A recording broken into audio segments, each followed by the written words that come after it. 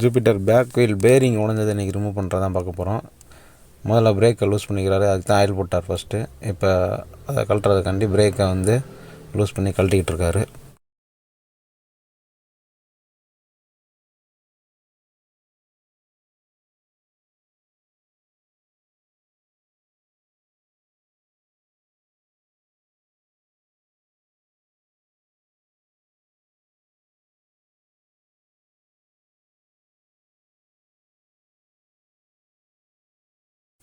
Break loose பண்ணி அந்த கேபிளை கழட்டி விட்றாரு. இப்போ வந்து கிளச் பேடு, ஸ்கூட்டி மாடலுக்குலாம் கிளச் பேடுன்னு தான் சொல்லுவாங்க. அந்த கிளச் பேடை கழட்டுறாரு ஸ்பெண்டர் வச்சு. பாருங்கள், இதுதான் கிளச் பேடு. ரிமூவ் பண்ணுறாரு, பெல்ட்டை கழட்டி விட்டார். இப்போ பேக் வீலை கழட்டிக்கிட்டு இருக்காரு.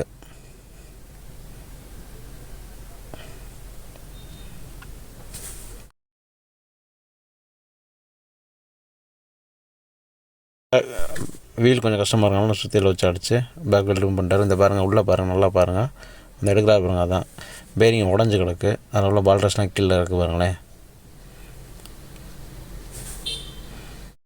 அடுத்து பிரேக் ஷூவை ரிமூவ் பண்ணிடுறாரு. அப்புறம் உள்ளே இருக்க கியர் ஷாஃப்ட் எல்லாத்தையும் ரிமூவ் பண்ணிருக்காங்க. உள்ளே போல்ட் கொடுத்துருக்காங்க, அது பூரா ரிமூவ் பண்ணிகிட்ருக்காரு.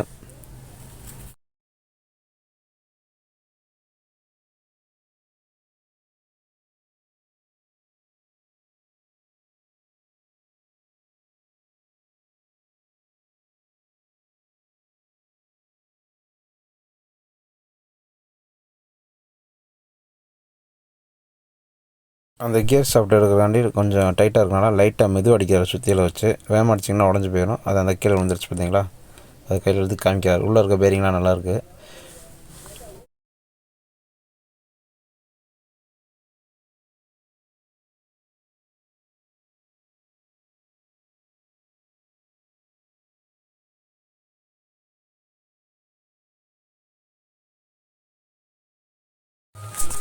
உள்ளே இருக்க கியர் ஷிஃப்ட் எல்லாமே ரிமூவ் பண்ணுறாரு.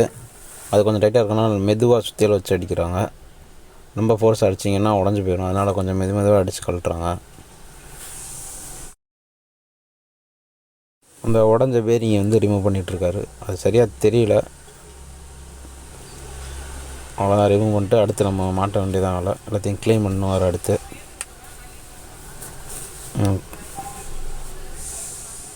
இந்த பேரிங் கம்ப்ளைண்ட் வந்துச்சுன்னா பிரேக் சரியாக பிடிக்காது.